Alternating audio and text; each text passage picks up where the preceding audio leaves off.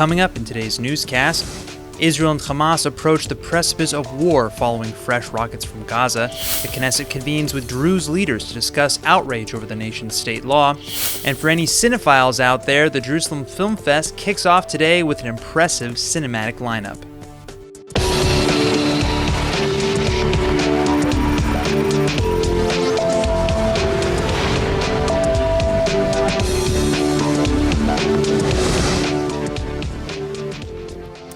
Last night's deadly escalation of violence along the Gaza border has carried over into today. Israel's Iron Dome has just intercepted another rocket fired from the Strip, the 9th projectile fired at Israeli territory in the last 12 hours. Hamas's military wing has mobilized for combat ahead of the growing possibility of war. The group has sworn revenge for the clashes last night, which claimed the lives of at least 3 Palestinians in the Gaza Strip.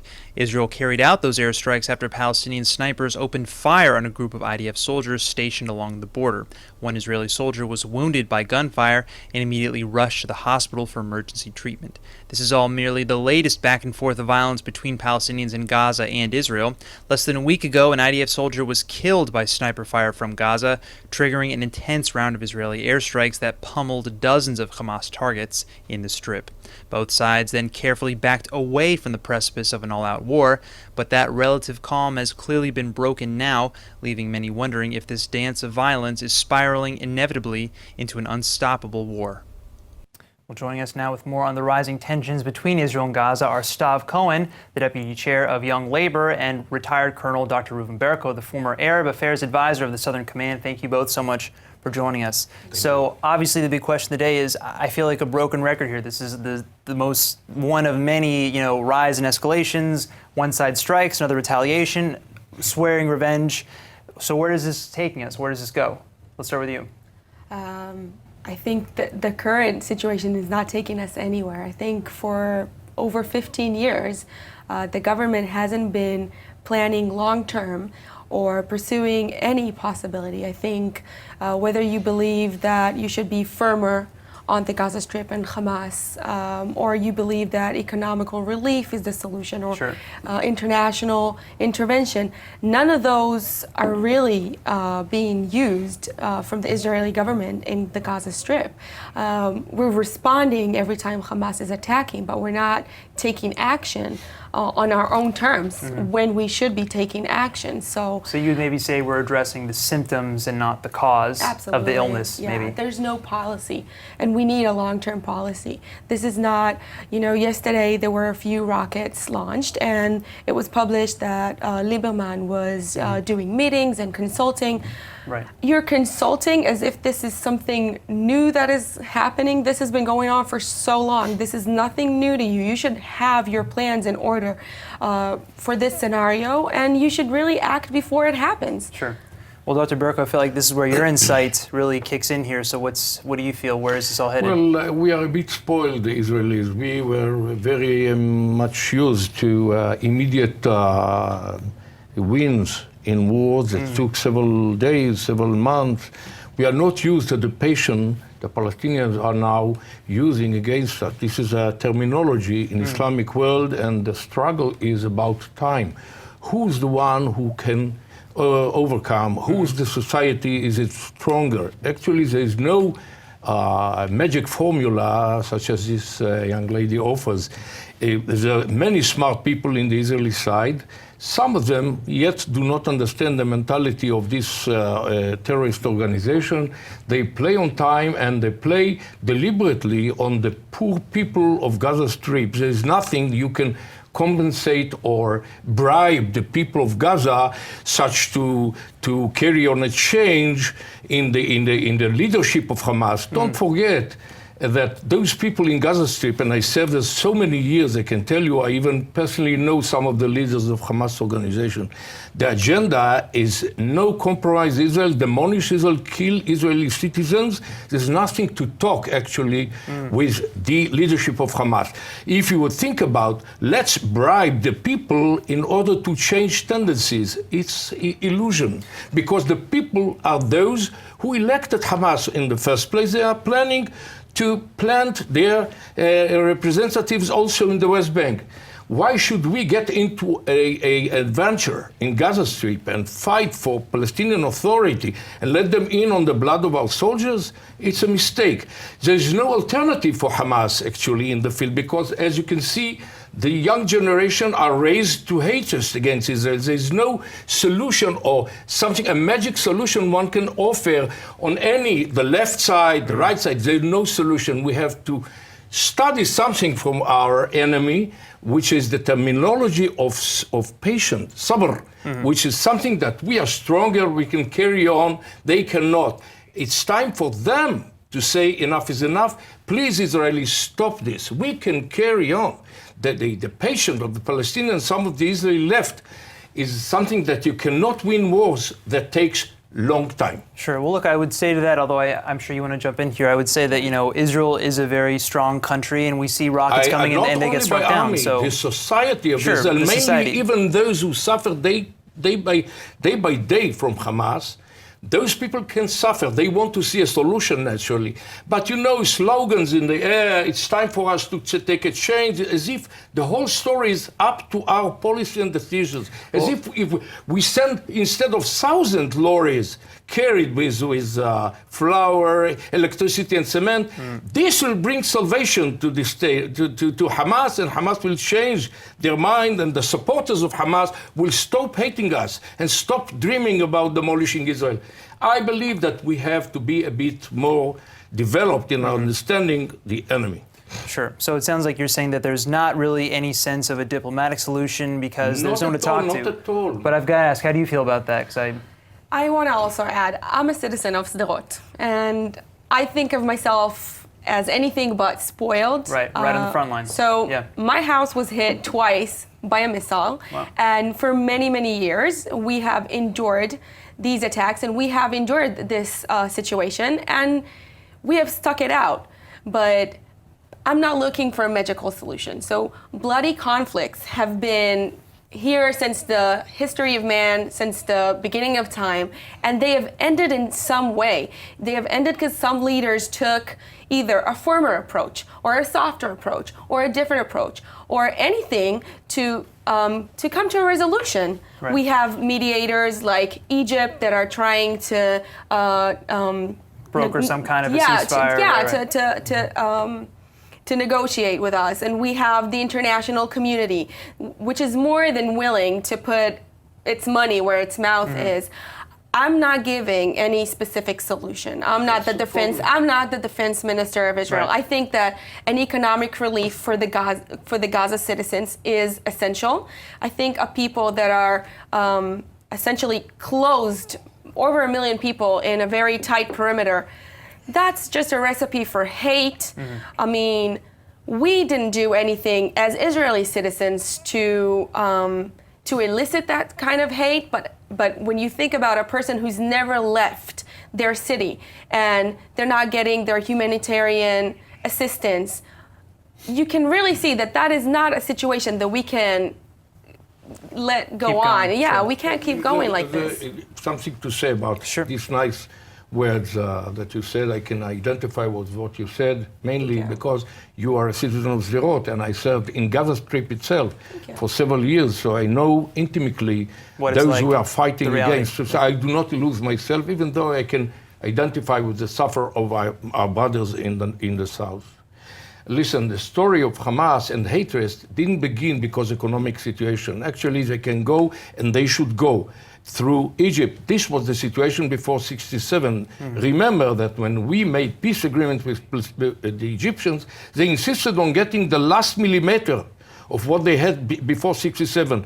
Our mistake was that we did not demand them to take the whole area. They wanted Taba till the last millimeter, if you remember that hotel. So we should go back to square one and say to them, listen, this is a global solution, I believe. That Gaza should go back. But one thing to emphasize at the end of my words here. The fact that Hamas members and Hamas citizens and Gazan citizens had the opportunity to go into Israel, work here. I remember 70,000 laborers were crossing the border every given day. 70,000. What let them do this? First Intifada, kill Jews all those people who are now asking for help. I believe that we should go there, but since we withdraw to the last soldier from Gaza Strip, we have nothing to find, to look for there. Those who are there should not look for rescue from those whom they want to kill. Right. This is ridiculous to expect the Israelis, who should be the victims, to help those who want to kill us. Right. This is ridiculous. Obviously, it's time for us to think about. Yeah, that's not what you said. It's also not what I said. I didn't say you said that. No, I'm saying you feel that I say that you said that it is not right. Responding to what I said. I believe that it is time for Palestinians to. This is a junction of truth. I think we're just seeing how complex both sides are. No clear solution. It's an we should I'm sorry, but we have to wrap it up till they take the right decision. Sure. Well, on that note, let's wrap it up. I want to thank you guys both so much for coming in and talking about this very complex issue. Thank you, guys. Thank you very much. Well, the Knesset's recent passage of the nation-state bill remains one of the more contentious issues in modern Israeli history. While supporters hailed this law for enshrining the country's Jewish identity into its core basic laws, critics say that it's tantamount to a legalization of apartheid because it sets a legal ground for systematic discrimination against nearly 2 million non-Jews who live in the country. That minority includes Israel's unique Druze community, which serves in the IDF and does social service despite not being Jewish. Well, in something of an admission of errors here, the Knesset has convened a special meeting today with Druze leaders to discuss atoning for any damage caused by the bill to the Druze community. Prime Minister Netanyahu summoned this meeting himself, though sources close to the Prime Minister's office say that any rewriting of the law is out of the question for now. The hearing will more likely address alternative means to put water under the bridge, but two Israeli ministers have already admitted that a mistake may have been made in the Knesset's hurry to pass the legislation, at least with respect to the Druze community. Education Minister Naftali Bennett says that after hearing the Druze's side of the story, he agrees that the government must heal wounds caused by the text of the bill, wounds that he says were completely accidental. This sentiment was just echoed by Finance Minister Moshe Kachlon, who admitted on Army radio that, quote, "The enactment of the nation-state law was done hastily. We were wrong, and we need to fix it," end quote. There are over 150,000 Druze currently living in Israel. Their religious and cultural practices vary from region to region all over the world, but it has roots primarily in Islam. The community in Israel speaks both Hebrew and Arabic and is integrated throughout the country while also retaining local village lifestyles and customs. They are a small but beautiful slice of the incredibly diverse Israeli population. For some, the only wish for today's meeting would be that it included members from other communities who also feel somewhat betrayed by the nation-state law and who worry about their future in the state of Israel. Well, the Druze and other Israeli minorities are far from the only critics of this recently passed nation-state bill, but it seems that the first victim of the law is an Israeli cartoonist. Avi Katz is a veteran illustrator for the Jerusalem Post, but he's just been terminated from his position, which he's held for 30 years, over a cartoon that he released criticizing the controversial new law. And ILTV's Aaron Porras is here with more. Aaron, let's start with the obvious. What exactly is the content of this cartoon? What's in there? Well, all right. So actually, there's a lot of layers to this, so let's peel them back one by one. Okay. First, Katz obviously modeled this image after a now famous photo from the AP. Let's see the image while we talk about it. Yeah. All right. Okay. So it's modeled after a now famous image from the AP that shows Prime Minister Netanyahu and Likud Knesset members taking a selfie after the passing of the law. Now you can see that Netanyahu is clearly the one pig in the center as he's wearing the same suit and red tie. All right, now let's move on to the caption. All animals are equal, but some are more equal than others. It's which is from the book. Exactly. A quote by George Orwell from his famous short story Animal Farm, in which the animals take over the farm from their human owners and proceed to run the farm into the ground with terrible and typically fear-based policies. So why pigs? In the allegory, the pigs represent the new tyrannical Stalin-esque government. Right. So I understand how these comparisons to the Orwellian policy of a 2 legs bad, 4 legs good government might be kind of offensive to some, but at the same time, we're seeing that kind of criticism on all sides of the spectrum here and abroad. I mean, today the Knesset is dealing with meeting with Druze leaders after realizing that they didn't, maybe insulted them unintentionally, perhaps, with the law. That entire minority, several Knesset members have openly admitted as such that the bill was maybe rushed and was perhaps a mistake in some parts. So I guess the big question here is, why was Katz fired, and is that even justified? Well, that's exactly it. Even if you disagree with Katz's assessment, the feeling expressed in that cartoon is objectively true from the perspective of many in the country right now.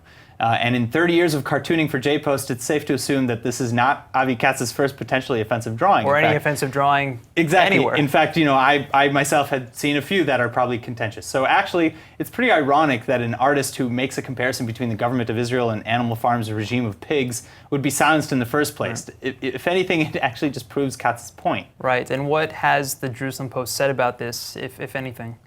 So the Jerusalem Post released a statement which simply explained that in accordance with editorial considerations, it was decided to end the relationship with Katz as a freelance cartoonist. So they didn't explain any further than that, and honestly, I doubt that we're going to get any more. In fact, Katz also hasn't really responded to the situation, but in some good news, at least Katz won't be left out in the cold, so to speak. The Animix Animation and Illustration Festival of Tel Aviv has a Facebook page explaining that they stand in support of Katz since his drawing doesn't violate freedom of expression or even lie, regardless of how shocking it may be. So the Animix Festival has actually now launched a fundraiser for Katz to keep him paid until he finds new employment. And last we checked, they had already raised over 65,000 shekels of a requested 80,000 in just a day's time. Although I will say this, Katz, just a disclaimer, he has not heard anything about the fundraiser. Right, I heard you talk to him. Exactly, they did not. Okay. They didn't contact him. He doesn't. He confirmed to me that he doesn't actually know where the money is going, but it is. Its stated intention is that it will go to him. Okay, well maybe it's just going to be a great surprise for him when they break that. Sure, exactly. Well, on one hand, I can certainly understand why people might really rally behind this, even just as a case of freedom of expression, because regardless of how people feel politically, one cornerstone of a functioning democracy is that very freedom to talk and debate and say what you feel. And I guess that's really what's at stake here. In any case, thank you for this report, Aaron. Thank you. Well, the opioid crisis has already hit epidemic proportions. All over the world, we're seeing governments and companies alike searching for new ways to fight it. Well, an Israeli tech company called Nanovibronics has come up with a revolutionary new plan to relieve pain using an ordinary ultrasound. And here to explain it is the Vice President of Marketing at Nanovibronics, Amir Repel. Amir, thank you so much for joining us. Hello, good day. I see a very curious, interesting device on the desk in front of us. How does this work? Yes, Nanovibronics has developed an ultrasound device that is small enough to fit in your pocket. Okay. And the ultrasound technology allows you to apply that wherever it hurts, either it's tennis elbow, carpal tunnel syndrome, or other indications. And it will help heal the soft tissue injury, the muscle that is in pain, nerve, whatever you hurt from, and also induce soft tissue healing. Okay. This technology is using a low power ultrasound that could be used safely by the patients at home. And they can just apply it very easily without the need to set up an interview, a meeting at the therapist. Sure. No, it looks totally easy. I see one button, a handheld device. Yes. It's like an old school iPad. Exactly. This is very easy to use, and the issue is that a lot of patients suffering from chronic pains are using opioids and other drugs, and here we have a drug-free solution by using what we call slow-release ultrasound, a low power that doesn't have any risk for any damage and can benefit the patients dramatically. Now I have to ask, is this a temporary pain solution or is this like a long-term solution? It's a long-term solution because not only it treats the pain but also induces soft tissue healing. Gotcha. So it actually resolves the problem, the inflammation that the patient may have in a tendon or post-sport injury, and can heal it and cure it. Well, ultrasound therapies are nothing new, but I got to say, looking at this, I've never seen anything quite like this. I mean, this type of product is pretty unique on the market, as I understand, right? Yes, it is unique. We're introducing that right now in different countries around the world. We have already FDA clearance in the US, CE mark certification in Europe, AMAR in Israel, and we are now expanding to other countries, and active distributors are selling it. Wow, that's amazing. Also on our website. That's amazing. Well, I think people should really take a look at this, and I mean, the crisis is very massive all over the world, as I'm sure you guys know, so thank you for all this work you guys do, and thank you for coming and talking about it. You're very welcome. Thank you. Here now with a new batch of songs get stuck in your head for the weekend is ILTV's Emmanuel Kadosh with this week's Top 5. Take it away, Emmanuel. Israeli music, much like the rest of the country, is pretty hard to define. It's made up of different cultures, genres, and styles. That's why I'm here to update you guys on the top 5 hit Israeli songs you must know before traveling to the Holy Land.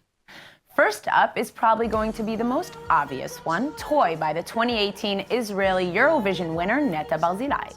This song was voted the #1 entry even before the actual Eurovision televised event, which shouldn't come as too much of a shock. It's as if the whole world knew, including Israelis of course, that this empowering, upbeat, and very catchy song was going to be the next big hit. And it was. We're not anybody's toy. Second up, if you ever hear the song Tel Aviv by Omer Adam, then you should know that there are at least 1 or 2 Israelis in the building. And if you're hearing the song at a club or a bar here in Israel, prepare for everyone to be shouting and screaming along with the lyrics. Released back in 2013, created in order to promote Tel Aviv's Pride Parade, as well as snuck in some Israeli LGBTQ slang words, the song solely focuses on showing off how absolutely amazing, energetic, and good vibes the city of Tel Aviv truly is. But like I always say, don't take my word for it, come check it out for yourself. Third on our list is by the stylish duo Static and Ben El Tavori with the song Tudo Bom, which means everything's good in Portuguese, and it is. This was last year's summer hit that broke records on Israeli radio stations. The duo can be seen all up and down the Israeli song charts, attracting not just girls, but guys all over the country reciting their lyrics word for word. And I can't say I'm not one of them, but again, Tudo Bom, it's all good. As true tourists, you've got to be updated with all the hit songs, especially the ones that incorporate English. That's why #4 on our list is Golden Boy by Nadav Gage. This song was the 2015 Israeli entry for the Eurovision and was the first Israeli entry with lyrics entirely in English. The song finished in 9th place in the grand finale and has since become a phrase you can often hear Israelis and international Jews singing and saying often, "I'm a golden boy." Last but definitely not least is the song Hi Rak Rotza Lirkod, or in English, She Just Wants to Dance, by Israeli singers Moshe Peretz and Omer Adam. The song is fun, upbeat collab between 2 of the top artists in Israel at the moment, and is showing off the fun and exciting, upbeat lifestyle that Israelis are all about. Basically saying no matter where we are, Israelis just love to dance. That's all for today's Top 5. Back to you. The International Jerusalem Film Festival opens today. Widely regarded as one of the top-tier festivals in the world, this year's lineup is certainly no exception to that praise. Many of the world's most beloved filmmakers have had their films screened at the Jerusalem Film Festival over the years, and here's a look at what the fest has in store for us this year. On top of premiering some of the biggest upcoming Israeli films to the public for the very first time, this year's schedule boasts some major international premieres as well. At the top of the list is the new film from director Spike Lee, Black Klansman, which premiered to rave reviews at Cannes earlier this year. In his new film, Lee tells the true story of an African-American detective who infiltrates a local chapter of the Ku Klux Klan in 1970s Colorado, a story that Lee says has chilling parallels to modern America today. There's also the new film from acclaimed British director Andrew Hay, Lean on Pete, which scored big at last year's Venice Film Festival. And if you love documentaries, no worries, Oscar-nominated director Kevin McDonald's new doc about Whitney Houston is definitely a must-see. In addition to offering 180 films, including cinema from Iran, Africa, Europe, and the local Israeli scene, the festival is also something of an incubator for new projects in the pipeline. This year, up-and-coming Israeli filmmakers will be competing for development and production funds in a pitch event. This year, the fest also commissioned new works from local filmmaking legends Avi Nesher, Moran Ifergan, Ran Tal, Corinne Zitkis, and Dalia Kastel. Their new shorts, each less than 1 minute in length, will invite audiences to explore the film archives of the Jerusalem Cinematheque and rediscover cinematic treasures lost to the echoes of time. But if you're more into retro films, well, this year there's a retrospective featuring the work of Chantal Ackerman, including a little-scene documentary that she filmed during a trip to Tel Aviv. Needless to say, this year's fest will be one for the history books. The Hebrew word of the day is brought to you by IDC Summer Ulpan, open to everyone. And now for our Hebrew word of the day, love is in the air. Today is the minor but lovely Jewish holiday of Tu B'Av, which you can think of as kind of an Israeli Valentine's Day. So put a love song on, grab your loved one, and have yourself a little dance. Today's word is lirkod, which means to dance. Spoiler alert, guys, there's not much more on this earth that I love more than to lirkod, or to dance. And seriously, ask anyone who knows me, because in fact, they most likely love to watch me lirkod. I'm not at all embarrassed to say that when I get up in lirkod, I do it with almost zero actual skill. Instead, I do it completely with love from my heart. And no, I'm not afraid to shimmy. On that note, let's go ahead and take a look at the dance floor, at the weather forecast. Tonight should be clear and hot with a low of 75 or 24 degrees Celsius, and tomorrow's skies will be partly cloudy with a slight decrease in temperatures to a high of 87 or 31 degrees Celsius.